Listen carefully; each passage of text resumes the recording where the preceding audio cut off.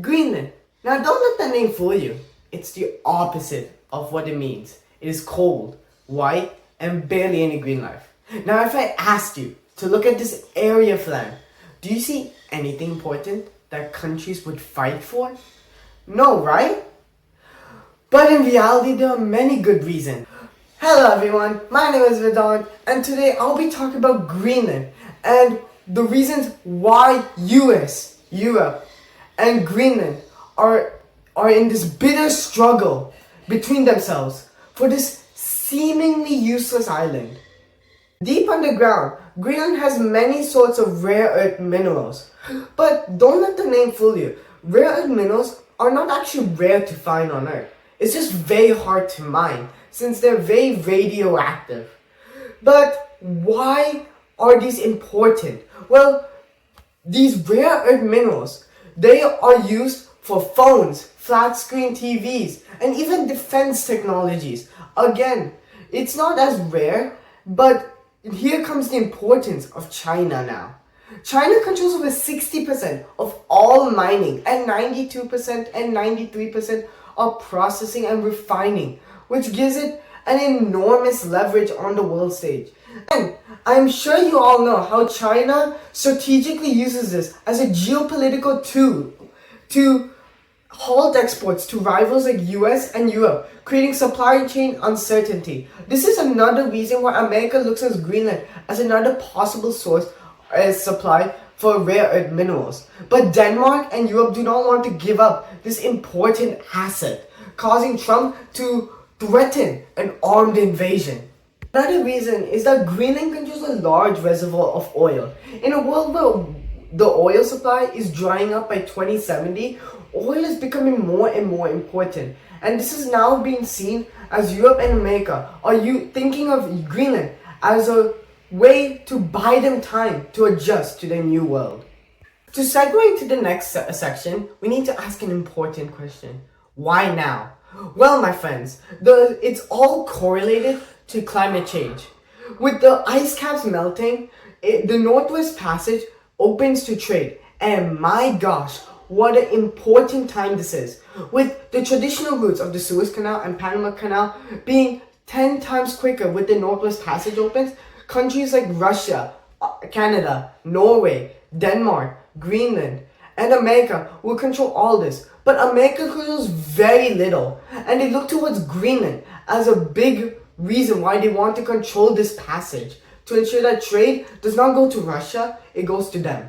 But why doesn't Europe want this? Well, it's because Europe's reputation is diminishing on the world stage. With Greenland as its final frontier, it's holding on to this as the last hope to save itself and remain its reputation across the world. But finally, arguably the most important reason why Trump wants Greenland is to help protect the American people from ballistics and nuclear missiles from Russia. The area where Trump wins is security-wise.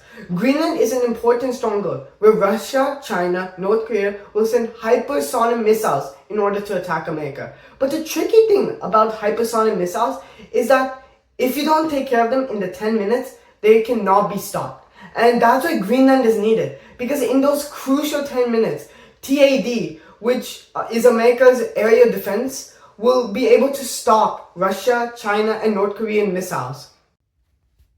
Okay, now that we understand why Trump wants Greenland, we now have to play some scenarios where we talk about what if Trump militarily invades Greenland? What are the consequences? What are the possible things that might happen? And what will America gain and lose in this situation? The final area where Trump wins in this scenario is economically. Economically, they gain a better foothold over Russia and the Northwest Passage, and also they can blockade China to ensure that they have control over the Northwest Passage, an important crucial trade route in these dire times. But what America gains security and economically, they lose diplomatically. Diplomatically, they lose ties and trust between allies in Europe, especially Denmark, who feels they got betrayed and that they no longer see America as a savior, but as a person who uses their trust against them.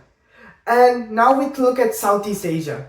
Asian allies such as Japan, Korea, Taiwan look at Europe with interest now because they see now as themselves as the next chopping block for Trump actions against them. And this breaks trust and not only makes America lose economic deals, but also turns their allies more towards the east, China, Russia. So what have we learned through this scenario? It's not just Europe who needs America through NATO. It's also America who needs Europe to maintain their supremacy in the world, to remain as a superpower, to keep the influence, to keep the economical stability. And that's what Europe is using against America to ensure that Denmark will control Greenland. Now here's an interesting question. Can America gain Greenland not through force on hard power, but via diplomacy, the soft power?